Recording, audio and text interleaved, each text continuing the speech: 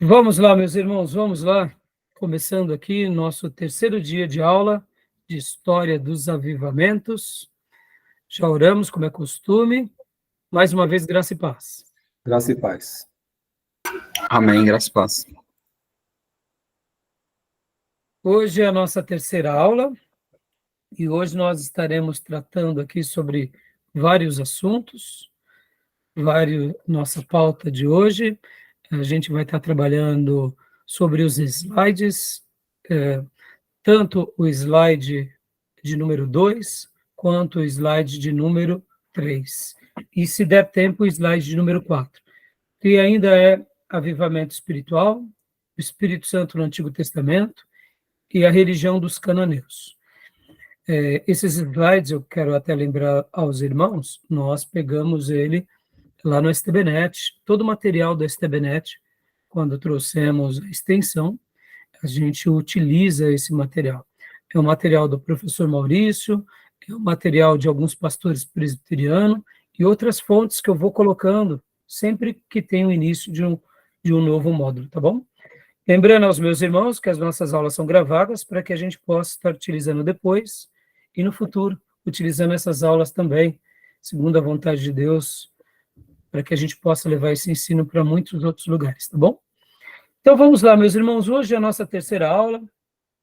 Dias atrás nós trabalhamos um pouco sobre algumas definições do que seria avivamento, e concluímos na última aula falando que todo avivamento ele nasce principalmente quando a igreja retorna à palavra de Deus, ou seja, a maior evidência de que a igreja ou o povo de Deus está passando por um avivamento é o retorno à palavra de Deus, ou o encontro com a palavra de Deus, quando a palavra de Deus se torna aquilo de mais desejado pelo povo de Deus, sabendo que a palavra de Deus representa o próprio Deus.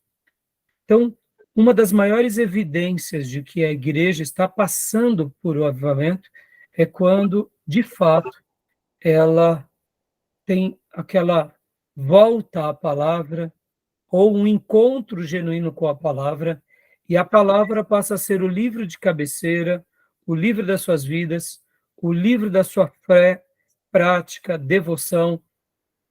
E quando isso acontece no âmbito pessoal, familiar, igreja local ou igrejas locais, é uma das maiores evidências de que é bem possível que aquele povo ou esteja passando ou irá passar por um avivamento. Todas as demais coisas, como orações, piedades, dons do Espírito Santo, uma operosidade do próprio povo de Deus com relação à sua dedicação, uma vida ética, moral, isso tudo são consequências direta e imediata do avivamento. Então, hoje a gente vai estar trabalhando, dando sequência a tudo isso, e eu não tenho dúvida que durante esses dias esses assuntos vão sacudir a vida dos irmãos, tá bom? E como é costume, meus irmãos, eu gostaria de ler o texto bíblico que está em Joel, capítulo 2, versículos de número 28 ao 32. Profeta Joel, capítulo de número 2, versículo de número 28 ao 32. Quem achou, quiser ler, fique à vontade. Aquela Joel passagem, 2, Joel 2, o verso é o 22? isso, do 28 ao 32. 28 ao 32. Pode ler já, pastor? Pode ler. E depois disso, derramarei do meu espírito sobre todos os povos. Os filhos e as filhas profetizarão, os velhos terão sonhos, os jovens terão visões. Até sobre os servos e as servas derramarei do meu espírito naqueles dias. Mostrarei maravilhas no céu e na terra, sangue, fogo e nuvens de fumaça. O sol se tornará em trevas e a lua em sangue, antes que venha o grande e temível dia do Senhor. E todo aquele que invocar o nome do Senhor será salvo, pois conforme prometeu o Senhor no Monte Sião e em Jerusalém, haverá livramento para os sobreviventes, para aqueles a quem o Senhor chamar. Aleluia. Esse texto maravilhoso, uma promessa do profeta Joel, que sabemos e compreendemos que ele se cumpre no dia de Pentecoste, que ele se mantém até os nossos dias, e ele terá essa continuidade até os sinais dos tempos. Podem ver que aqui a menção dos sinais dos tempos. Fazendo um adendo aqui. Assim como Joel capítulo 2, do versículo 28 ao versículo 32, é bem parecido com a profecia de Isaías 61. Lembram que Jesus também faz uma leitura de Isaías 61 em Lucas 4? Mas vamos lá, vamos ler Isaías 61. Olha que interessante. Quando nós lemos Isaías 61, essa profecia também tem dois tempos. Um tempo que já se cumpriu e um tempo que ainda há de cumprir. Leia para nós, pastor Johnny, Isaías 61, do 1 até o versículo 3. O Espírito do Soberano, o Senhor, está sobre mim, porque o Senhor me ungiu para levar boas notícias aos pobres, e enviou-me para cuidar dos que estão com o coração quebrantado, anunciar liberdade aos cativos e libertação das trevas aos prisioneiros, para proclamar o ano da bondade do Senhor e o dia da vingança do nosso Deus, para consolar todos os que andam tristes e dar a todos os que choram em Sião uma bela coroa em vez de cinzas, o óleo da alegria em vez de pranto e um manto de louvor em vez de um espírito deprimido. Eles serão chamados carvalhos de justiça, plantio do Senhor, para a manifestação da sua glória. Podem ver que a profecia de Jesus,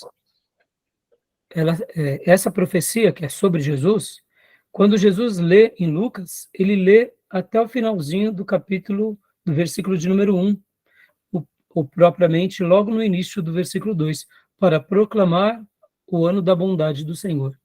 E o dia da vingança do nosso Deus ainda não aconteceu. Profecias com tempos divididos.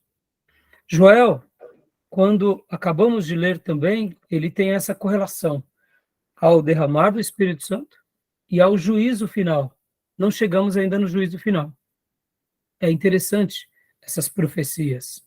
Então, hoje, a gente vai estar trabalhando sobre essa questão do avivamento. Só quis ler aqui o texto de Joel, porque a gente, querendo ou não, daqui em diante vamos entrar um pouco também sobre os avivamentos do Velho Testamento e os avivamentos do Novo Testamento. E eu quis deixar aqui esse texto para a abertura da nossa aula. Tá bom, meus irmãos? Tudo bem? Tranquilo? Tranquilo. Vamos aos slides. Alguma pergunta? Esse texto aí a gente tem que depois procurar fazer uma análise, né? Sim.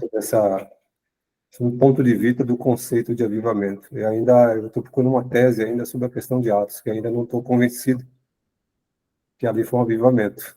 Tá bom, tem problema. Até o final do módulo, o irmão vai chegar a algumas conclusões. Eu sempre partindo do conceito de avivamento de uma igreja degradada, em formação.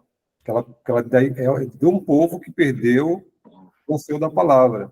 E às vezes às vezes a gente quer conceituar dentro de um povo que não é povo de Deus.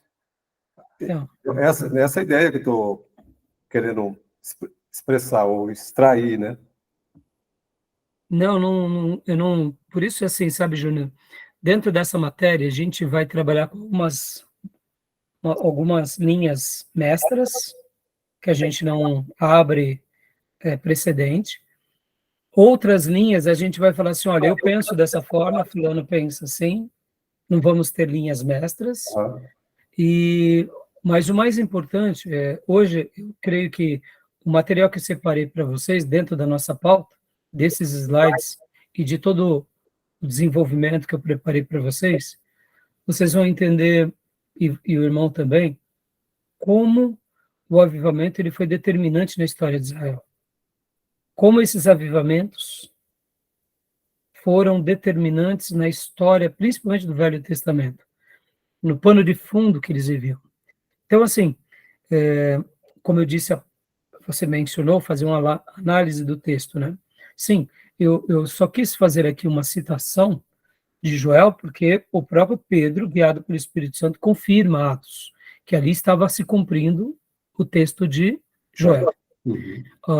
No entanto, é óbvio que, inclusive, nós sabemos que o Espírito Santo, na antiga aliança, ele tinha manifestações esporádicas. Na nova aliança, ele tem uma manifestação permanente. Mas isso não omite o fato do derramar dele em alguns grupos, dele avivar o seu povo, né? E também, como eu disse, né? Eu sei que geralmente nós já temos uma ideia pré-concebida que o avivamento ele se dá num povo em que de fato ele está ali moribundo, ele está ali quase que a chama se apagando, é verdade.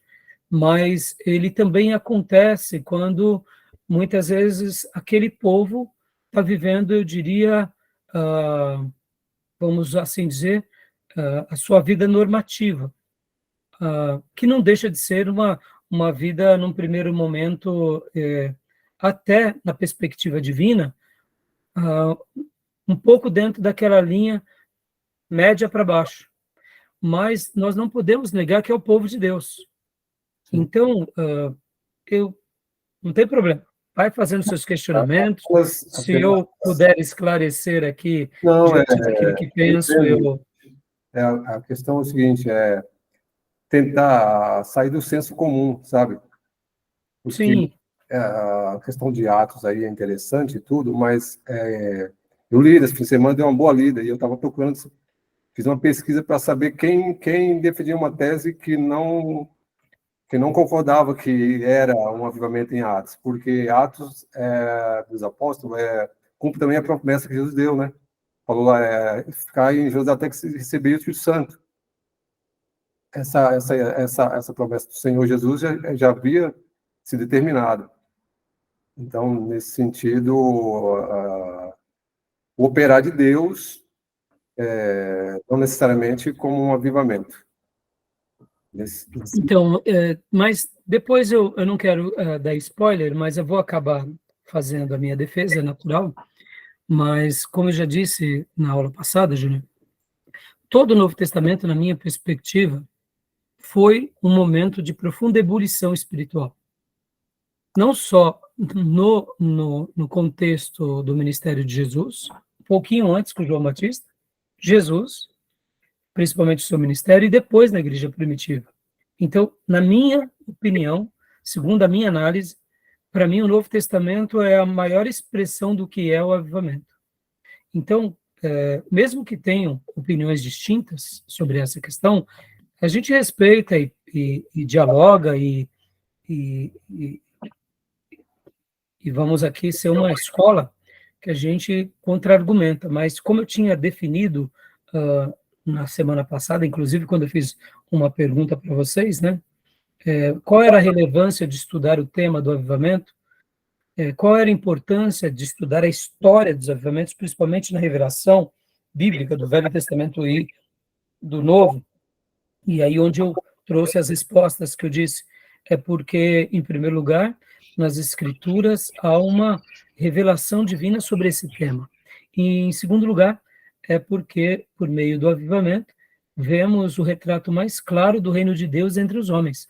O Novo Testamento é a exuberância disso, onde Deus vem habitar entre nós, é onde o Espírito Santo trabalha no ministério de Jesus, é onde os sinais afloram, as multidões vêm, conversões acontecem, é onde Jesus vai ao pecador e os pecadores vêm até Cristo.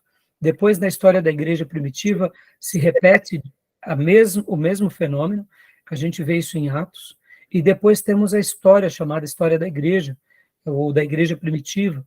Então, assim, na minha opinião, esses primeiros 100 anos da igreja primitiva foi a maior demonstração do avivamento na nova aliança.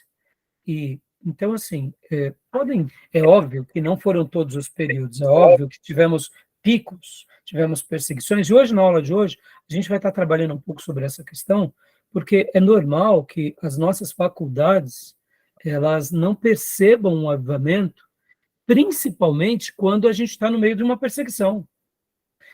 Se nós estamos vivendo como foi a Igreja Apostólica, tendo o Império Romano, os herodianos e os inimigos por parte da religião predominante daqueles dias, perseguindo a igreja, por maior que seja essa ebulição, que sejam sinais, seja o poder de Deus, os inimigos de Deus, eles tentam se levantar contra nós, tentam nos silenciar, e nós, seres humanos, no momento de dor, normalmente choramos, sofremos, nos escondemos, porque, afinal de contas, queremos sobreviver.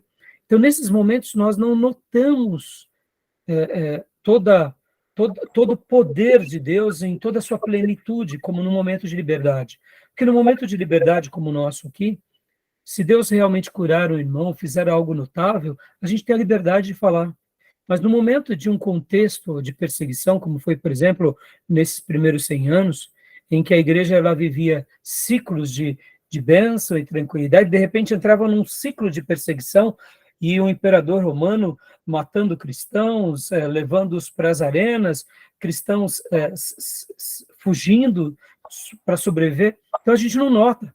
Mas depois que a história passa, que a gente vai remontar os feitos, é evidente que houve um avivamento.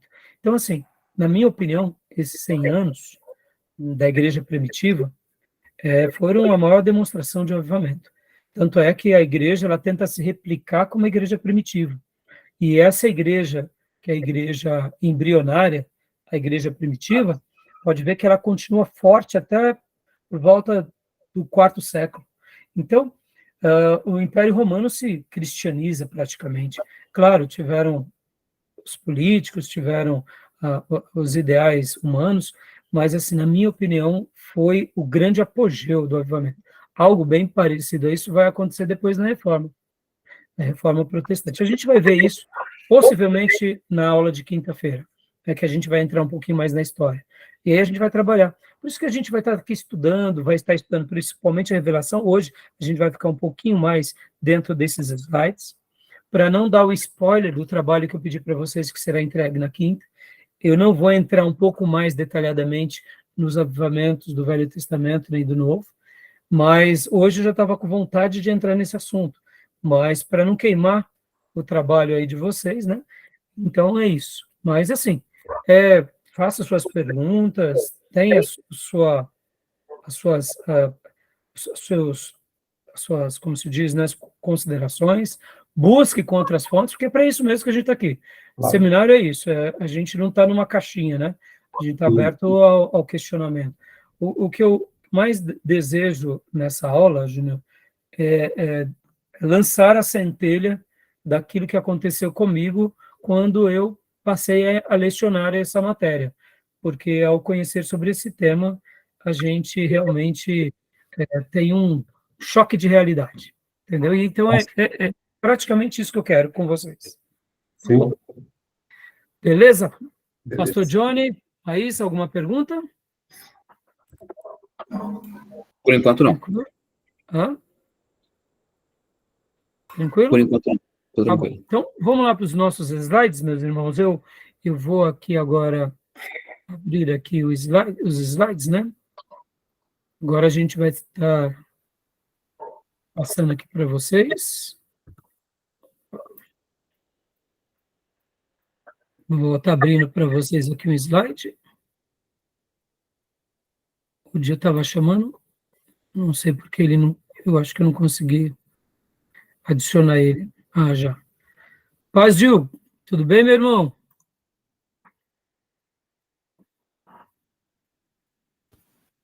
Joia. Então, vamos lá, irmãos. Eu vou compartilhar aqui para vocês o slide. Esse slide que eu vou passar aqui para vocês agora é um slide. Estão vendo aí? Avivamento espiritual? Abriu sim, pastor. Joia. Rubem Martins Amorese. Ele é presbítero na Igreja Presbiteriana do Planalto, em Brasília, tá bom? Esse material veio dele. Eu peguei esse material com o professor Maurício. Inclusive, hoje a gente vai estar trabalhando também com o material do professor Maurício, que, além de diretor do seminário, presidente da convenção durante muitos anos, ele também é teólogo, mestre em teologia, ele também fez história na USP, então a gente está com materiais muito bons, tá bom? Então vamos lá. Continuando um pouco ainda as nossas definições sobre avivamento espiritual. Leia para nós, pastor Johnny, por gentileza, o que é avivamento espiritual.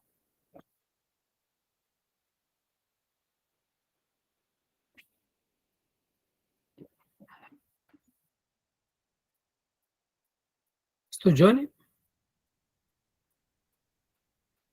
Acho que congelou a... Opa, pastor Johnny? Professor? Deu uma travada, Voltou, né? né? Voltou, né? Voltou. Tá, para mim está funcionando.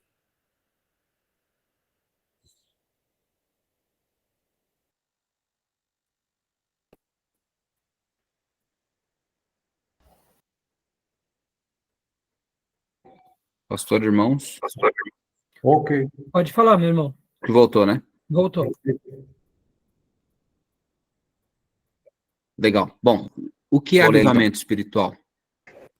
É o resultado da ação do Espírito na vida do crente, enchendo e habilitando-o para cumprir a vontade do Senhor no seu contexto específico de vida. Tem também a conotação coletiva de um movimento. 1.2. Então, vamos ponto a ponto aqui, Perfeito. por favor, pastor. Então, é algo que vem de Deus, que vem do Espírito Santo sobre a nossa vida, nos enchendo, criando habilidades para a gente cumprir com a vontade de Deus. Tem a ver com movimento, porque, de fato, sabemos que o Espírito Santo se compara ao rio de águas vivas. Tudo bem até aí, meus irmãos? Eu quero ir ponto por ponto para a gente estar fazendo um debate bem assertivo, tá bom? Amém. 1.2.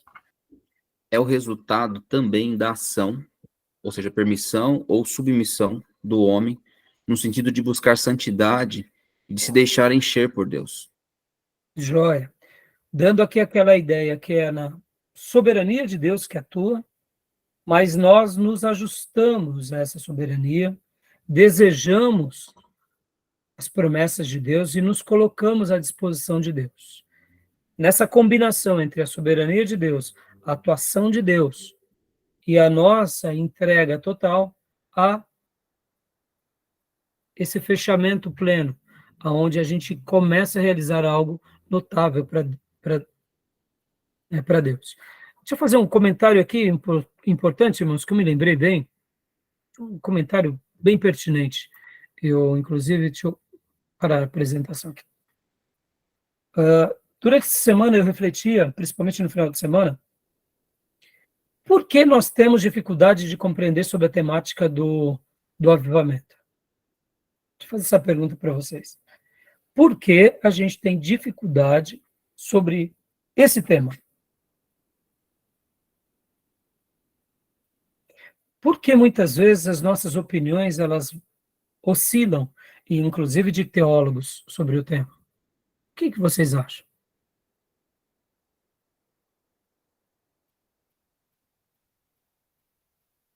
Sem brigar, um por vez. Porque eu acho que a maioria das pessoas acha que é um agir mais do homem do que de Deus, que depende de uma ação humana. E aí, como não tem uma conclusão lógica, né? Cada um vai por sua linha de raciocínio. Aí não vai chegar nessa conclusão, porque realmente vem de Deus. Eu acredito que pode passar por esse pensamento. Pode ser que vocês falam besteira? Pode ser. Não está não. Você está dentro de um raciocínio legal. Nós, muitas vezes, achamos que nós criamos o avivamento, e, em virtude disso, a gente vai fazendo o quê? Vamos criando os nossos dogmas, Isso. aí quando somos questionados, vemos que não, é uma linha. Não tem uma resposta, como se fosse a questão não é do escolhido, da predestinação. Exatamente. Joia. O que mais, irmãos? Vamos lá. que vocês acham? Porque a gente tem um pouco de dificuldade de trabalhar sobre esse tema, de defini-lo bem, de esquadrinhá-lo bem. Eu acho que é saber distinguir o avivamento especificamente da operação de Deus soberana na igreja, embora seja individual, mas no coletivo que traz uma repercussão. No individual não traz muita repercussão, mas no grupo traz uma repercussão. E distinguir da operação do Espírito, a confusão que há, porque falar língua, cura, isso está em evidência, Evangelismos. Deus não deixou de operar. Sim, por isso, muito bem colocado, gente. Por isso que nas outras 2 aulas eu falei muito sobre isso. Quando o Espírito Santo está salvando, quando o Espírito Santo está realizando coisas, ele está trabalhando. Quando ele está sustentando os seus servos no meio do embate, da provação, ele está trabalhando. Ou seja, Deus não deixa de atuar e é notadamente a mão dele sobre nós. E assim como a mão dele está sobre nós, de repente vê um avivamento, ora, então quer dizer que não são as mesmas coisas? Num primeiro momento parece, porque é tudo Espírito Santo, só que são coisas distintas. Exatamente, são coisas distintas. É isso aí, são coisas distintas. Ter essa clareza que são coisas distintas é importante. Mas o Júnior e vocês vão entender perfeitamente onde eu quero chegar com essa minha pergunta na hora que eu for responder, mas está indo na linha. É isso aí. Tem hora que os homens, como a Maísa diz, tentam dizer que isso é avivamento, ou que eles geram, aí a gente diz, não, não é. Aí outros, como o Júnior acaba de falar, de fato, não, isso daqui é o Espírito Santo agindo. As almas estão se convertendo ao Espírito Santo agindo, mas não necessariamente é um avivamento. E, de fato, é verdade. Ele estar agindo já é maravilhoso. Um problema é quando ele não está agindo. Mas são coisas distintas. Mas vocês vão entender onde eu quero chegar. Pastor Johnny, Gil, o que vocês acham? Por que a gente tem dificuldade? Eu iria na linha da Maísa, inclusive. O meu pensamento está bem parecido com o dela. Acho que é uma questão semântica. O homem acredita que isso acontece a partir dele. Então, me parece que acho que a grande problemática está nisso. Tá. Joia, Gil?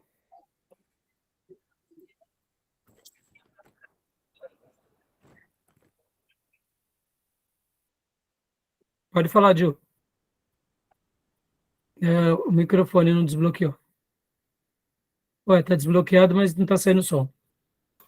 Acho que o problema dele é o mesmo que o meu, pastor, senão tá horrível aqui, tá oscilando muito. Mas está chegando bem para mim a minha voz, o áudio? Tá, né? Perfeito, agora deu uma equilibrada aqui. Então fala, Gil. Eu acho que uma travada do senhor aí, mas tá tudo certo. Gil. Tira o fone e coloca de novo, Gil. Porque você está com o microfone desbloqueado, mas nós não estamos te ouvindo. Eu, pelo menos, estou te ouvindo. Vocês estão ouvindo, Gil? Não. Ninguém te ouve, Gil.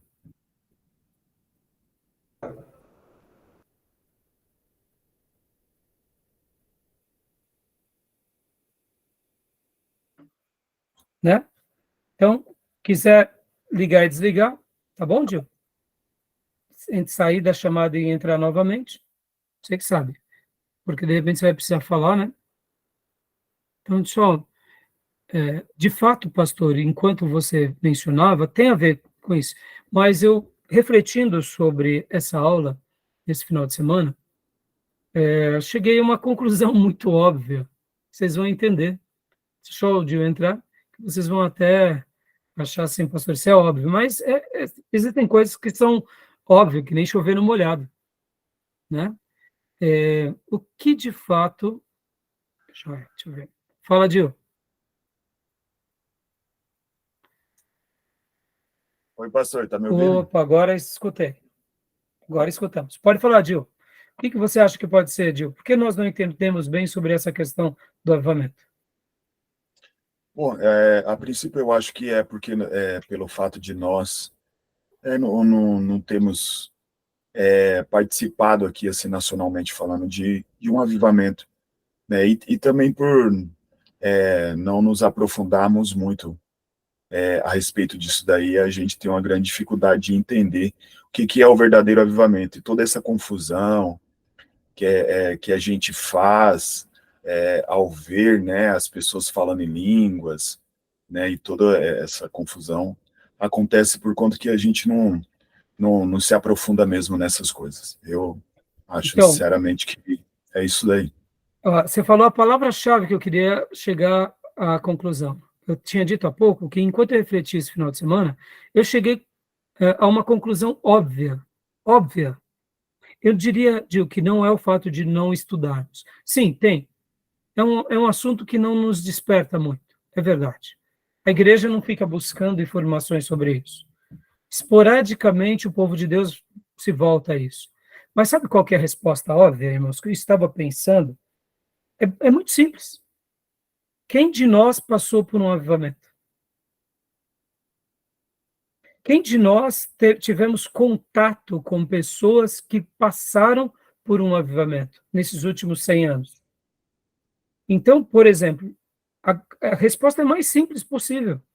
Então, falar sobre avivamento se torna difícil, porque, de fato, a gente só vai aprender sobre avivamento no seu desdobrar e nas suas experiências com aqueles que, de fato, vivenciaram o avivamento. Vamos lá, não estou dizendo que a gente não pode estudar e não pode fazer certas afirmações, não é isso. Não, eu vou dar um exemplo para vocês. Um dos pastores que mais escreveu nesses últimos séculos sobre avivamento foi Jonathan Edwards, aquele pastor congregacional que foi contemporâneo de George Whitefield e de John Wesley.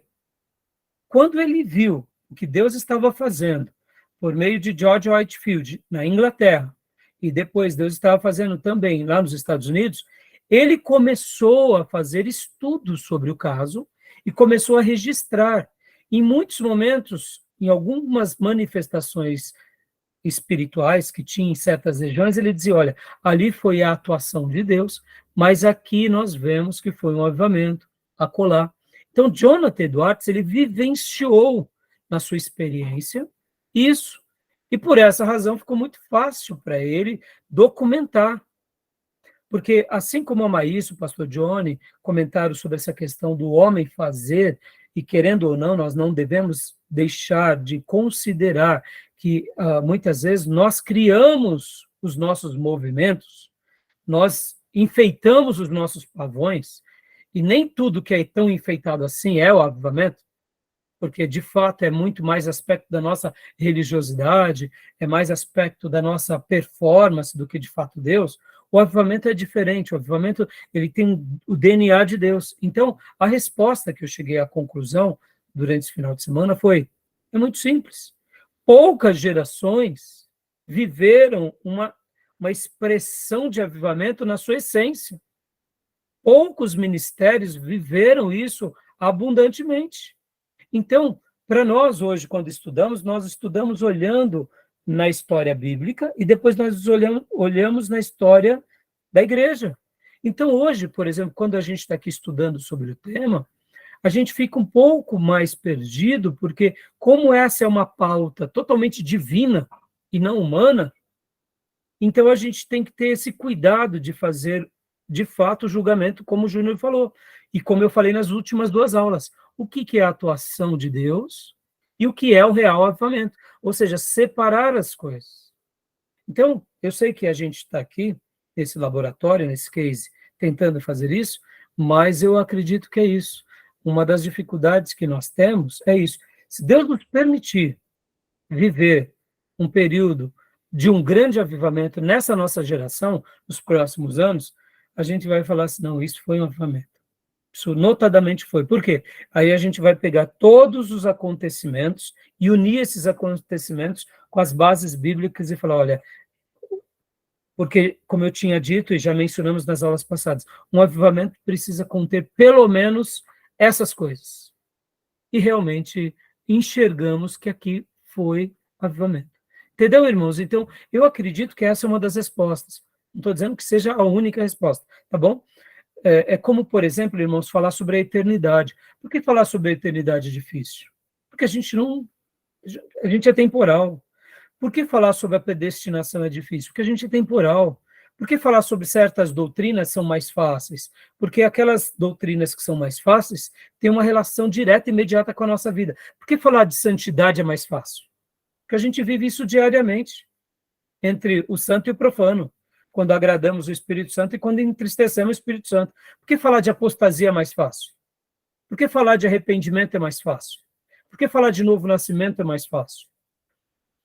Esses assuntos que se tornam mais fáceis é porque passamos pela experiência. Então, falar de avivamento se torna um pouco difícil, porque eu posso até ter um coração fervoroso, de forma pessoal, nós podemos até participar de uma comunidade fervorosa, mas aquilo ainda não é algo maior, que realmente é uma manifestação de Deus maior. Logo, é um momento fervoroso da nossa denominação, do nosso grupo, mas não é um avivamento pleno. Então, no momento em que realmente nós notarmos a atuação de Deus de forma extravagante e notadamente de forma maravilhosa, aí nós podemos, então, ir para esse outro campo dizendo, nos parece ser aqui um avivamento. Ficou mais claro? O que vocês acharam do meu comentário? Sim. Deu um pouco de luz sobre isso? Sim. Né? Porque, irmãos, é como falar, por exemplo, dos dons espirituais. Porque muitos irmãos do passado, eles eram dentro da linha daqueles que os dons tinham cessados, né? É porque eles não viam mais aquilo entre eles, logo eles falaram, não existe mais. Mas basta uma pessoa passar por uma experiência sobrenatural, ou ela própria, ou Deus usando alguém, que ela fala, não, os dons não cessaram. Aí você fala, não, cessou sim. Não, não cessou. Não, cessou sim. Não, não cessou. Aí você dá o seu testemunho. Então, não é que a gente está fazendo doutrina a partir da experiência, mas aquela promessa passa a ser cumprida na nossa vida. Aquela promessa que está lá em Atos, em que está no Novo Testamento, aquele dom, passa a ser algo notadamente experimentado em nós. Logo, nós podemos afirmar, dizendo, não, não cessou. Os dons da sua plenitude, como era em Atos, não cessou. Eu, particularmente, irmãos, nunca vi um morto ressuscitar. Mas eu acredito que nessa igreja que será avivada, vai ser algo comum. Não vai ser só cura de caroço, tá entendendo? Caroço em velhinho. Tem um monte de velhinho. Deus está curando caroço. Bico de papagaio. Meu irmão, passou de 50, filho. É só problema, entendeu? Então, assim, eu quero ver quando for realmente esse momento de avivamento, vai ser algo normal. Algo normal, né? Tá bom, meus irmãos? Ficou claro o meu comentário? Sim.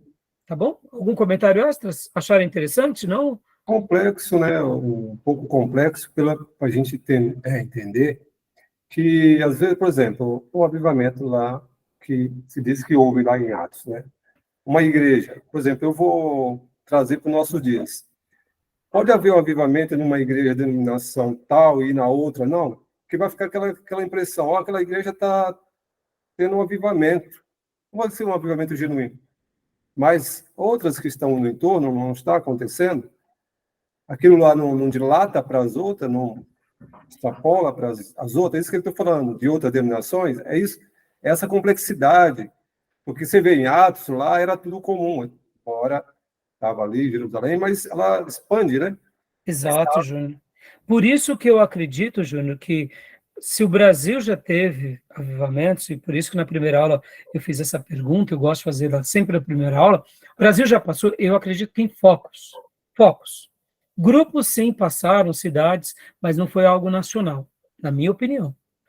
Então, por causa da base bíblica de Atos mesmo, como você falou, porque eu não vou dizer que em certos grupos o Espírito Santo não está fazendo uma obra extraordinária, porque entra essa questão da soberania de Deus com a entrega daquele grupo.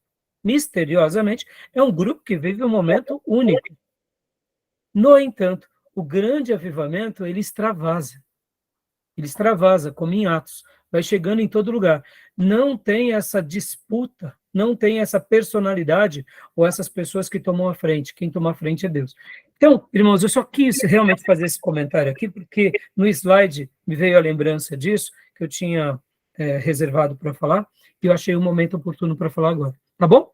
Vamos continuar aqui o nosso slide, então? Vamos lá?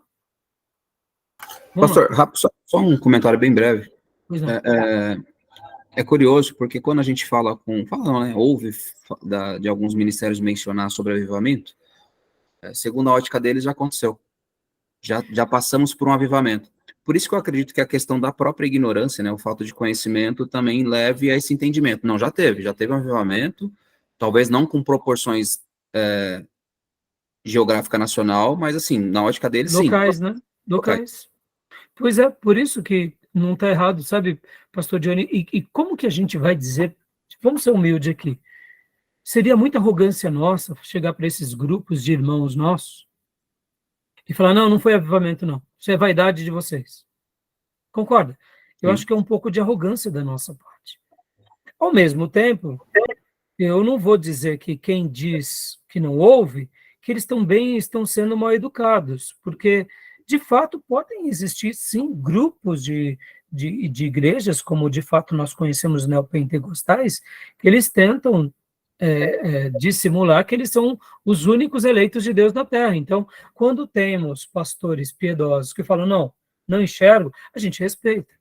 Ao mesmo tempo que a gente não pode ser ignorante de negar, a gente também não pode ser ignorante de considerar que esses grandes homens de Deus, quando eles fazem uma negação, são pessoas assim experimentadas, como é o caso do pastor Ernesto Nini, como é o caso do Russell Shedd, a gente tem que considerar esses homens de Deus. Porque a gente tem que olhar que eles têm uma experiência vasta no pastorado, no ministério, viajaram, conheceram. Tem pastores, irmãos, que viajam o Brasil já há 40, 50 anos. Por exemplo, temos um pastor mineiro, que é um presbiteriano, que ele conhece pastores do Brasil inteiro. Ele tem uma experiência denominacional maravilhosa. Então, o que acontece? Como que nós vamos dizer que esse pastor, quando ele diz não é um avivamento, é uma atitude de arrogância? É a atitude de uma pessoa experiente, é de um líder, é de um mestre.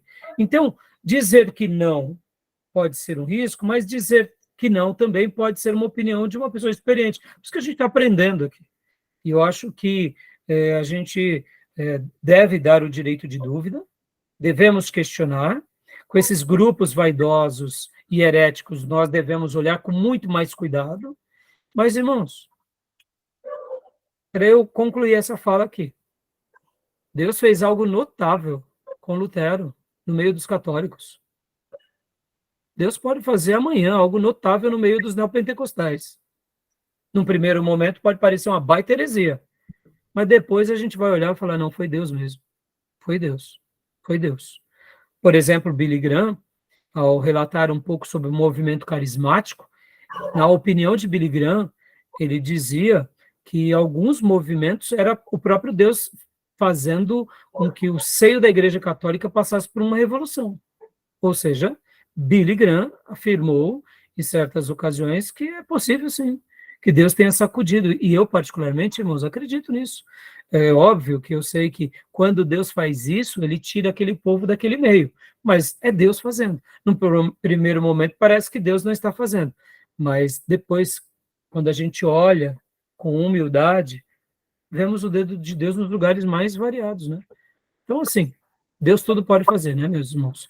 Por isso que a gente não pode ser ingênuo demais, mas também a gente não pode ser juiz demais. A gente tem que aprender aí nesse jogo de informações e de mestres e de prudência, de avaliação, tentar ter um equilíbrio, tá bom? Beleza? Tudo bem? Mais algum comentário? Não? Então vamos lá. Vamos lá para os nossos compartilhamentos. Tranquilo, pastor. Vamos lá.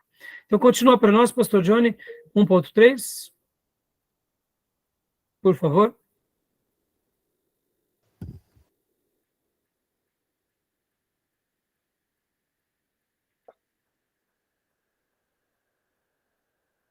Agora foi.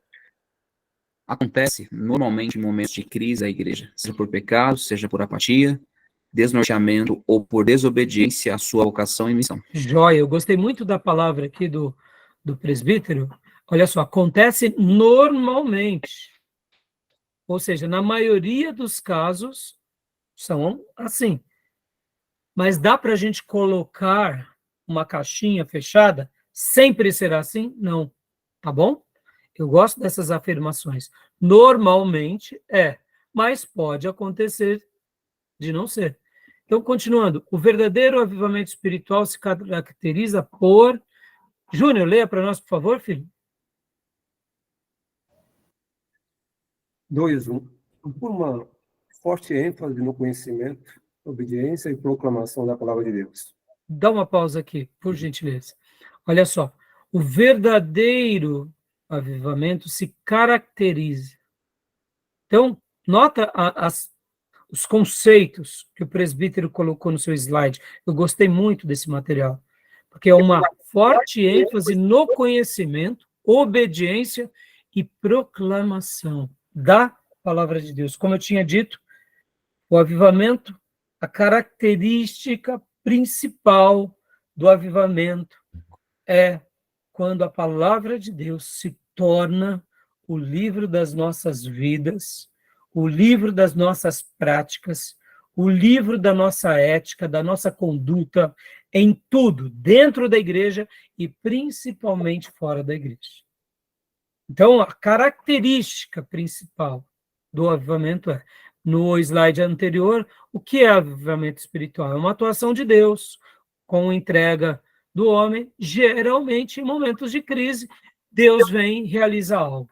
E agora, quais são essas características? Continua para nós, Júnior, pode ler os 3 restantes, por favor? Renascimento do amor pela palavra, leitura devocional, estudo individual, familiar, em grupos e na igreja. Renascimento do amor pelo Senhor, da palavra, obediência. Renascimento da certeza sobre a palavra, fé e proclamação. Ou seja, toda a síntese do que eu tinha dito há pouco. Meus irmãos, o que vocês se lembram de algo bem parecido na história da igreja, lá naquilo que a gente fala sobre o Clube dos Santos?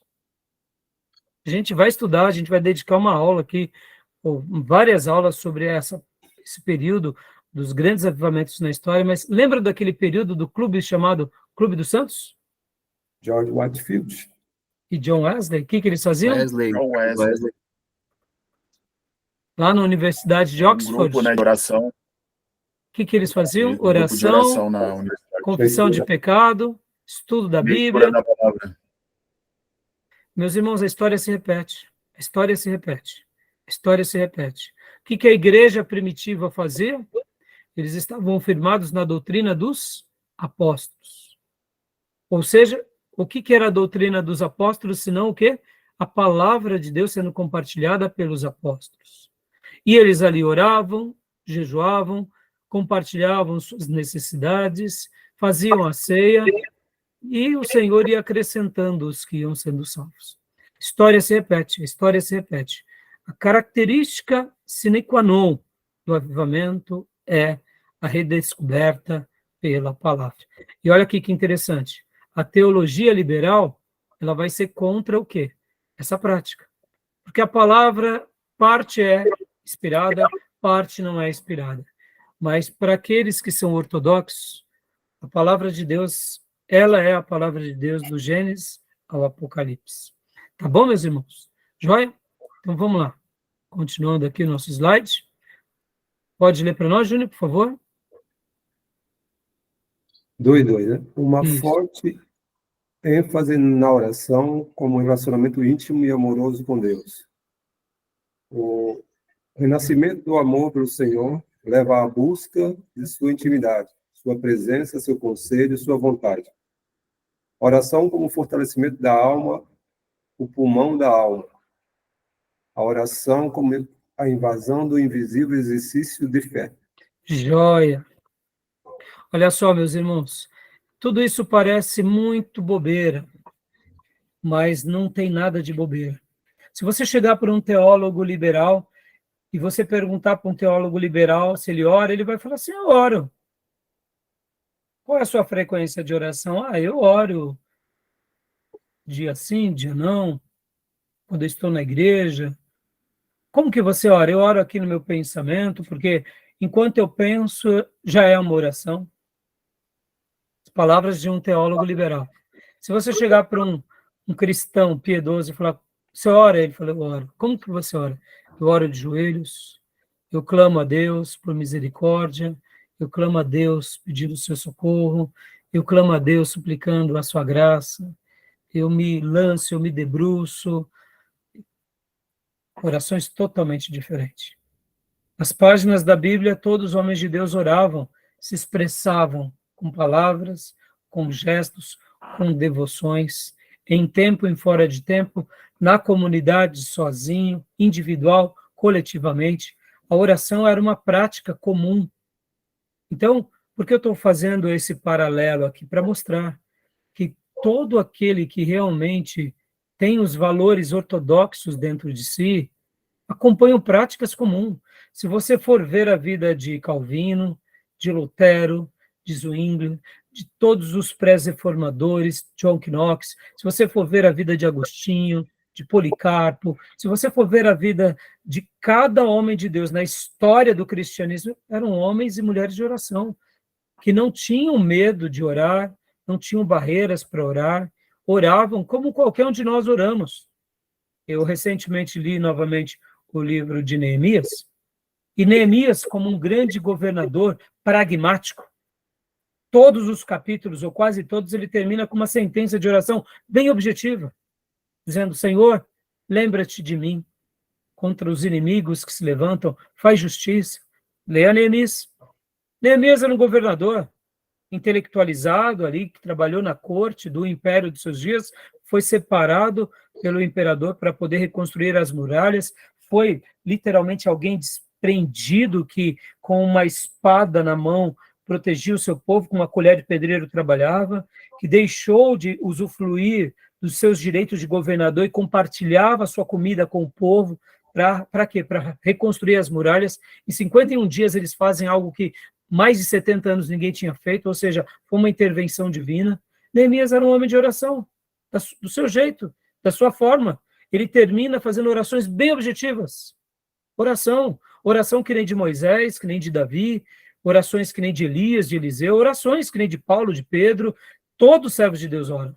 Ou seja, irmãos, assim como a palavra de Deus é um tesouro para alguns, e ela é o livro da vida, naturalmente, esses que descobrem na Bíblia a palavra de Deus, como a sua verdade, o seu livro de fé e prática, eles também têm sede de oração. Um cristão que perdeu já a sede de oração, ele já não está mais vivendo nos padrões em que Deus espera para ele.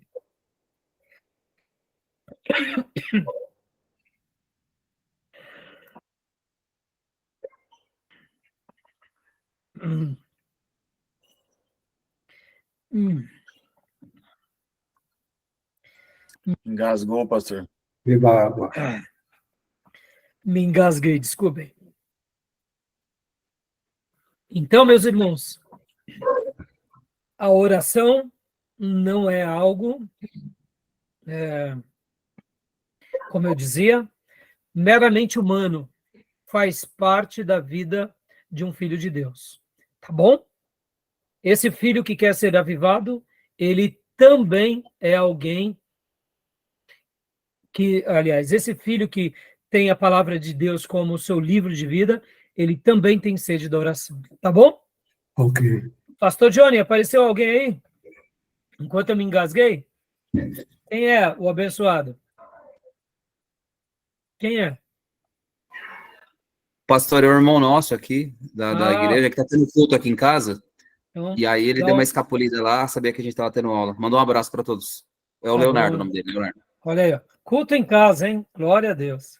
Manda um abraço para ele, viu? Tá bom, meus irmãos, então vamos dar uma pausa agora e a gente retoma aqui os nossos slides a partir desse ponto aqui da oração, tá bom? Tudo bem? Querem fazer algum comentário? Alguma observação? Não, maravilha. Tá bom? Então, vamos parar aqui esse primeiro módulo, a gente vai para o intervalo e retoma logo na sequência. Manda um abraço lá para todo mundo, pastor. Obrigado, mano, sim.